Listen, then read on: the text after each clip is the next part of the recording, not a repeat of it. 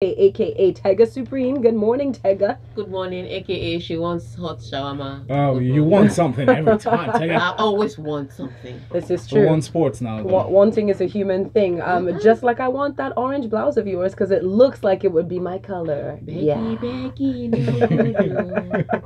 Oh my gosh, send us your messages as we jump into today's sports stories. Send in your commentary. The hashtag is LockerRoom981 up on Twitter. And of course, you can send us a WhatsApp message as well. That number to send a message to via WhatsApp, please remember, it is 0809 444 0981. And last but not least, we are live on YouTube. So just go over to youtube.com/smooth981FM Lagos and you can send us your messages up on YouTube as well. Just say hello and just look at our glowing faces this morning. Just radiant, absolutely radiant. Somebody not so radiant, LeBron James. People are not happy with the Cavs over the weekend, but LeBron James is not ready to go home. In fact, he's heading to Toronto, dragging along a Cavaliers team that is not done yet. Unwilling to sit despite battling leg cramps in the second half, James scored 45 points. And got some much needed help from his teammates in Game 7 to stay unbeaten in the opening round of the NBA playoffs, leading the Cavs to a 105-101 win on Sunday over the Indiana Pacers, who pushed the game's best player to his breaking point. So James actually said afterwards, talking about the physical toll it took on him, he says, "I'm burnt right now and I'm not thinking about Toronto right now until tomorrow. I'm ready to go home. Can we? I'm tired. I want to go home." He really said that. Look, they were about to break him. The guy was tired. Ooh, what was the whole team doing? They were doing what I was doing. Watching and applauding. Wow. Wow. Good job, James. Come on, King James. King, come on. He's doing what he knows how to do. It's just ridiculous that after 15 years in the NBA, your reward is to play some more. That's just what it is with him. The Cavs went from being a championship team to being an Eastern Conference champion contender. And they are not going to win. That's what it looks like from here. Last year, I remember when DeRozan was talking about the Cavs and how maybe if they had LeBron on their team as opposed to Kyrie Irving and Kevin Love having LeBron on his team, that maybe they would have won. Maybe they'd have been better. Well, this year it's not the same thing. I'm sure if you give LeBron the option, he'll dump his team. I mean, J.R. Smith came to an NBA playoff game and scored 0 points of 14 shots. 0 points. Kevin Love came to a playoff game. He scored 5 points and was very excited with himself. 5. That's 1, 2, 3, 4, 5. That's it. So LeBron has to do a lot of plays. I mean, even this game, Kevin Love did score 4 3-pointers. But there were 4 3-pointers down the stretch. So LeBron had to drag the team to a particular point, and then Kevin Love just, let me help small. Let not be as if I didn't do any work. And that's what it was. So he's burning out. He has to play 3 people's game for Cavs to get to where they are. It's just too much stress. He's coming against the Toronto Raptors, who are very strong this season, and I don't see how they are going to win. I mean, Pacers didn't have the experience, and I think it was experience down the stretch that really helped the Cavs over the Pacers. I don't see how they're going to be able to do that against Toronto Raptors. Let's wait and see. They've managed to survive the first round series. Second round series, I wonder what it will be. I'm thinking it's going to be 4-1. But it's the NBA playoffs and anything can happen, so let's see what it's going to be. I'm sorry, but I don't know why I just thought about to be 4-1. Please, they should not break LeBron. That's all I'm saying. They shouldn't. No, they shouldn't. Someone else who's worried is the Super Eagles team. So Super Eagles coach and Nigeria Football Federation officials are concerned about the state of midfielder Wilfred Ndidi, who picked up a hamstring injury as his club Leicester City suffered a humiliating defeat at Crystal Palace. Now, the injury is coming on the heels of those suffered by other players like Ogenyi Onazi, Leon Balogun, Tyrone Ebwehi, and recently Joel Obi.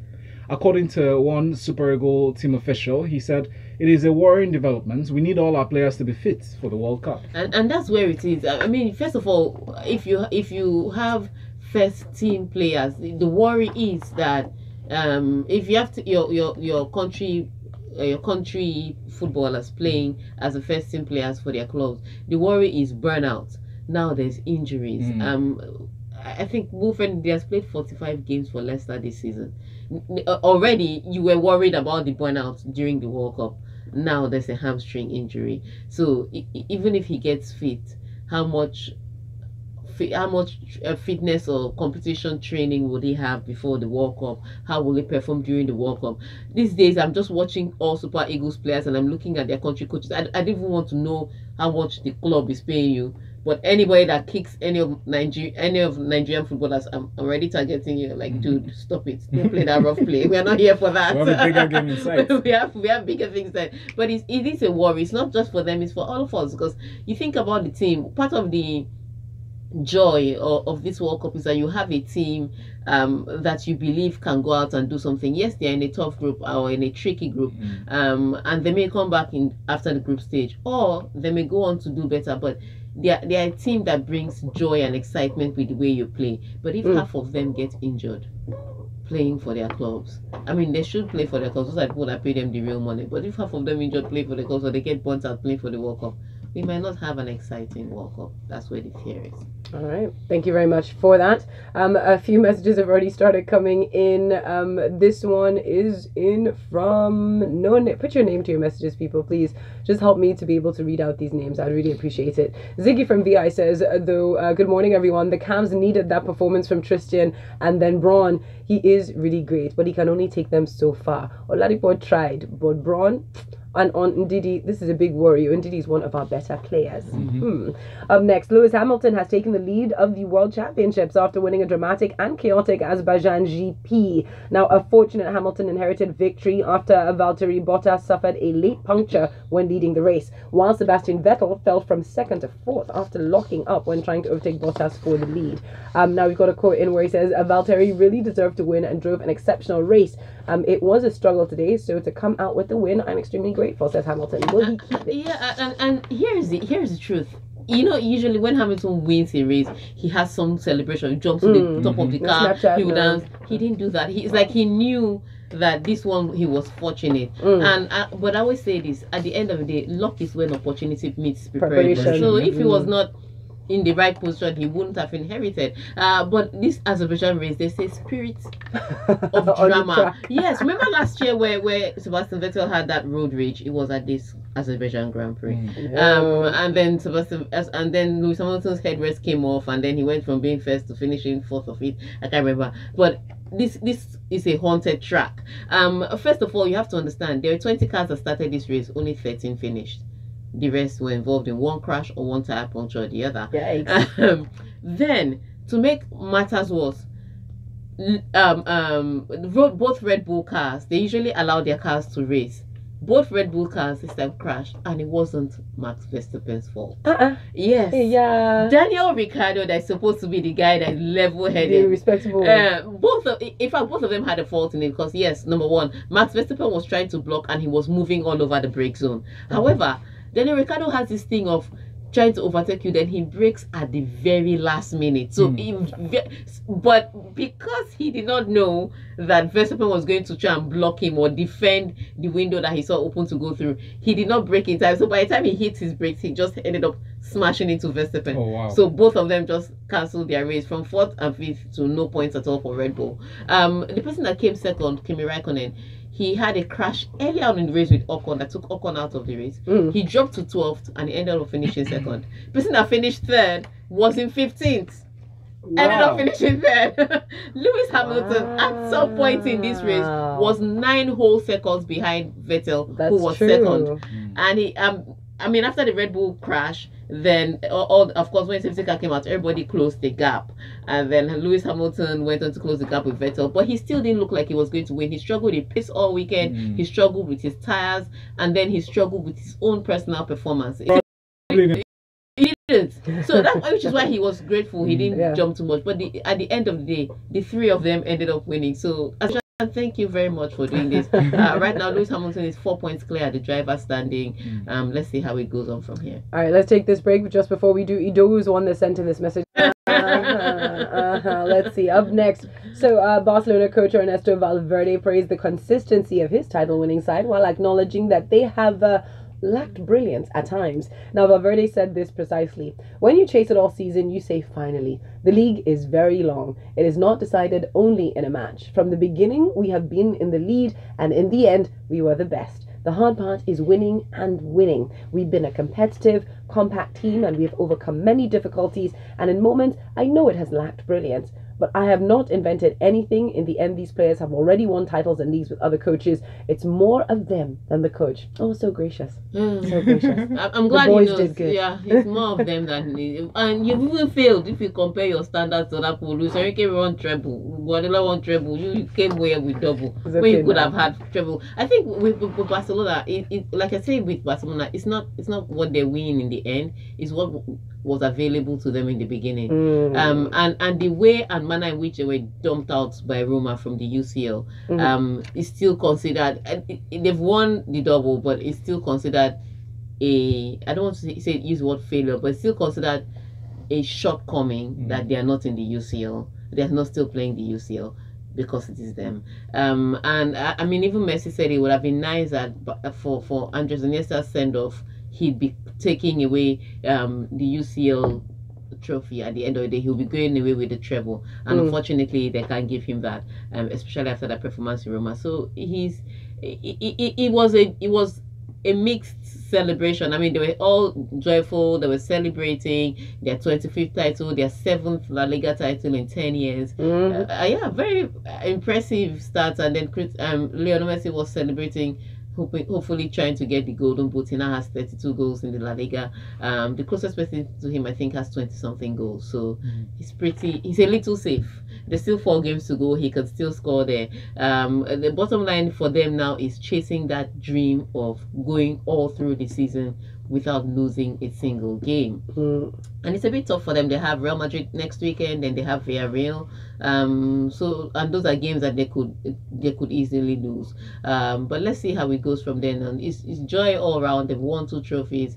I think most of them will now be looking towards the World Cup to see what they can do for their countries. Yes. All right. A few messages are coming through up on WhatsApp. Victor Asai says, the Red Bull drivers will come to blows very soon. What is the cause of their ohala? Are they dragging for passengers? Their unnecessary pettiness is unbecoming, he says. Oh, no, they apologize to each other, and they are not going to come to blows. That's the Red Bull drivers. It's forced India drivers. If they clash this season, they are fighting. While Ugo from BI says, please, has Max Verstappen finished any race this season? I like the boy, but all I hear about him these days is news of unfinished races and jamming people, says Ugo. This time he was hit from behind, so it wasn't him. While Cruz says that Baku track was something else. Oh, Mad Max was at it again. It seems luck is going to be a major factor this F1 season. Imagine my apprehension when everyone went to ultra soft tires at the end. Yikes. All right, let's move on. Oh, but this final one in talking about Rafael Nadal is in from Chima B. He says, congrats Rafael Nadal for winning the Barcelona Open.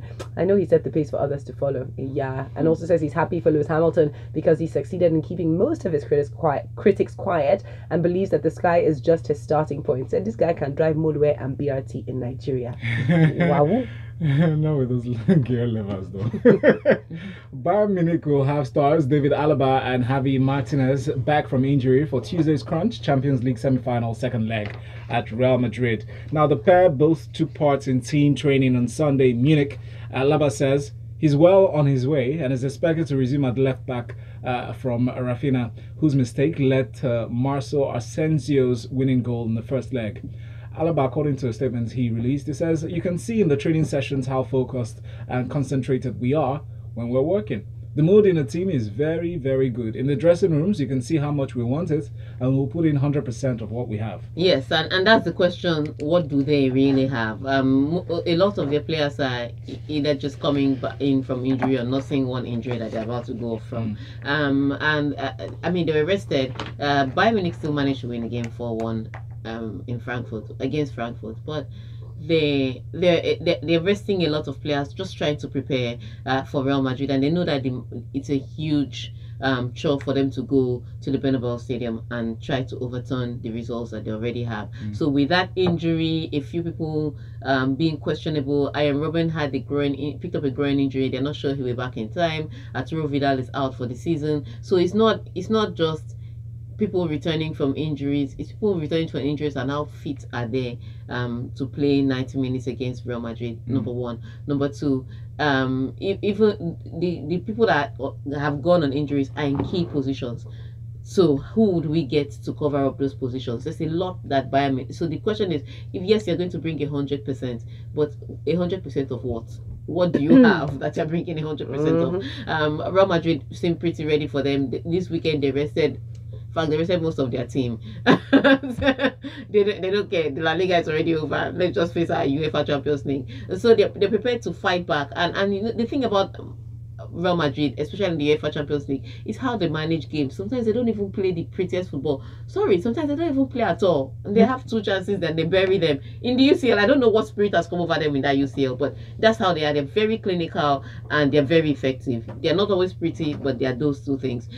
So when teams come against them, you don't even know how to break down that side, because there is no pattern or there is no method to the way they go on to win. But it makes up for an interesting second leg any which way you look at it. Let's see if they're able to pull one back. All right, thanks for that, Tega. Quite a few messages are coming through. I avoided the Arsenal messages till just now, so you know I'll read them out in just a bit. Which one? Show me. Arsene Wenger praised classy Manchester United after he was presented with a commemorative gift by Sir Alex Ferguson ahead of Arsenal's 2-1 defeat at Old Trafford.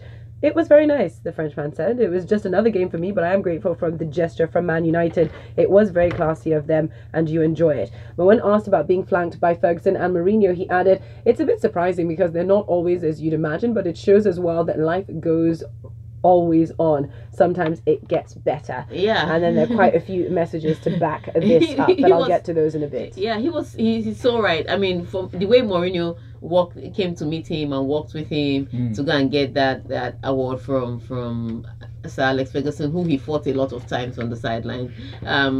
It was impressive to see that at the end of the day, all of them recognize that his job, at the end of the day, we leave it. Yeah. So we cannot be quarreling till we die. But that was a good thing. It was very classy. Yeah, that was very classy. It was amazing. It was impressive for Manchester United. Then onto the game, Manchester United did not show the same niceness. No.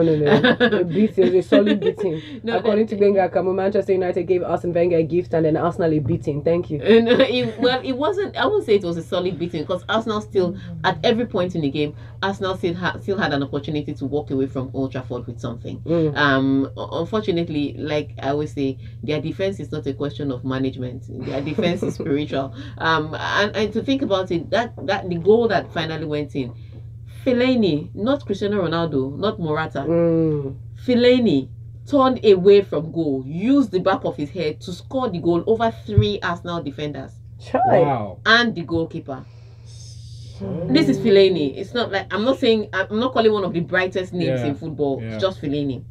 And that, so it is ultimately, they will always make that mistake in defense that gives the opponents something to hold on to. It is that lack of consistency or solidity till the end of the game, because they did come back into this game, and it looked at some point in time that like they're going to take the lead, especially when Mkhitaryan started to play. But the good news is that Mkhitaryan is back for Europa, so he can give them options and he can bring that kind of style against Atletico Madrid. But this one, it went away from them. Even long before the game was over, it always looked like Manchester United was just going to get something. Yeah, get the edge over them. Yeah, in the nick of time, and they did. Yeah. Oh, Femi from Festac says this, Man United reception for Wenger was classic, but sorry Arsenal, if you want your first away point in 2018, go and get it somewhere else. He also says to remind those Arsenal fans, saying that Man United fans shouldn't be happy about their win because they use small boys to play, that Man United beat them with schoolboys 2 years ago, says Femi from Festac. Please let me take a break. We'll be back for the final story. Sports Inside the Locker Room on Smooth 98.1. The fact that you have to keep a poker face and read these messages. Hey. No, but I mean, really, Arsenal was always in it, but they are usually always in it until they give it away. I thought I was the only one. Yeah. Guys, if only I you want that understand shawarma. the That magic shawarma is what I behind want. the It's really in your brain now. Yeah, did you have the chicken? No, I haven't The got 24 it. I'll have megapixel it soon. front-facing camera is the real clear selfie. As what? I'm here. She doesn't. Tega is here. So you think I will not eat the chicken? Wasn't I here with your father? Excuse me. I came in with fried chicken with Tega in mind. Don't be upset. But Tega wakes up craving fried But she chicken. doesn't want it now. Who said I did not want You it? said shawarma. I said I wanted shawarma. Doesn't mean I don't want chicken. Can't I have chicken and shawarma? What's wrong with you? The wanted was just added now. No, I didn't have to explain that to me because it's my chicken. I don't know why I have to explain it to you. Just sit down here and be, be distributing people's property. Really distributing people in their very before. So Napoli. Really, so Napoli. Yeah, right. Working to achieve your dream is the first step towards reaching your goals in Oh, life. can't wait Getting for my some advice nephew. is next. At Old Mutual Insurance, we make sure whatever your dreams and goals are. I don't know that I we are can date here someone to with give you ribs like great this, with advice. six Call us pack. today. Why on not? 91271 I don't know that I can. I'm not saying I just can't know know. that. Is it a With bad joy thing? and gladness in my soul. And Is it Marine bad? Insurance No, has it's not. It's just requirements for life I just don't like the insurance way it and looks. savings.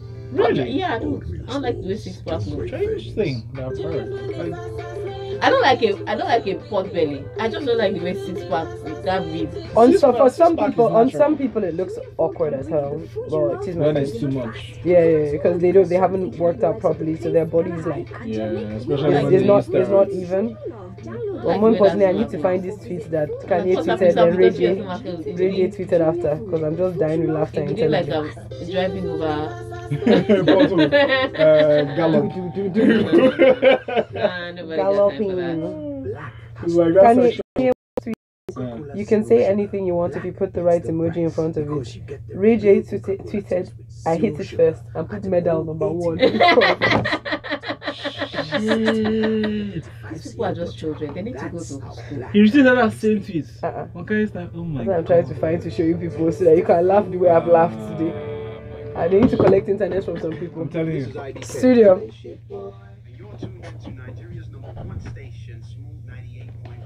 Yes, you are. And we are going into our final sports story for this morning. Yes, Napoli's hopes of winning Serie A for the first time since 1990 suffered a setback as a big defeat at Fiorentina handed Juventus a clear advantage in the race for the title. Now, champions Juve are 4 points clear with 3 games remaining. Koulibaly then was sent off after a video assistant referee as VAR decision for preventing a clear scoring opportunity. Simeone sprinted clear to set Fiorentina on their way and doubled the lead from close range. The 22-year-old completed his hat-trick with a composed finish in almost the last kick of the game. Yes, it's so Sounds really ridiculous. Just last week, Napoli was able to close down the title race to 1 point. Looked like they were on their way. Then Juventus had to play Inter Milan, and that game was a game. Let me just explain to you. Inter Milan was down to 10 men against 11 of Juventus. Inter Milan, with those 10 men, managed to take the lead. They were leading by 2-1 in the 87th minute of the game. Juventus won that game 3-2. Just 3 minutes to the end of normal time, and Juventus turned that match on its head. You had to applaud Inter Milan for doing what they did with 10 men, but you also had to applaud Juventus for not giving up until the very final kick of the ball. So at one point in time, in Naples, everybody was excited that yes, we are into this title race, only for them to be sad at the end of the game. And then the one opportunity they had to defend their own points was to beat Fiorentina. At least if you beat Fiorentina, then it's still a 1 point gap and anything can happen. They lost 3-0. So now it's 4 points. It's just they're like Moses. They saw the promised Nearly land, there. but they did not get it. They did not make it. They did not make it. Well, on that note, we pretty much come to the end of sports inside the locker room. I'll round up with a couple of messages coming up on WhatsApp. We've got this one from a coach and says, Man United simply told Wenger, thank you for always letting us beat you to the title. Wow, that's harsh.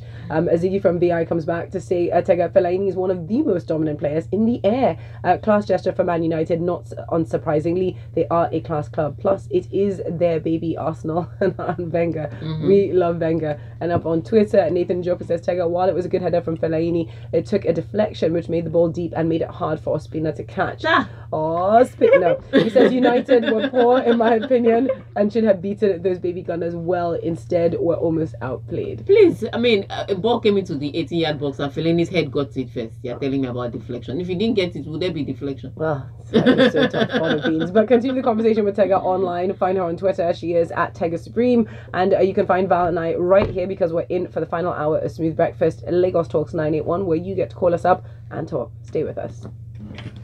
Can you imagine? Next of you telling me about Fellaini. Cristiano Ronaldo.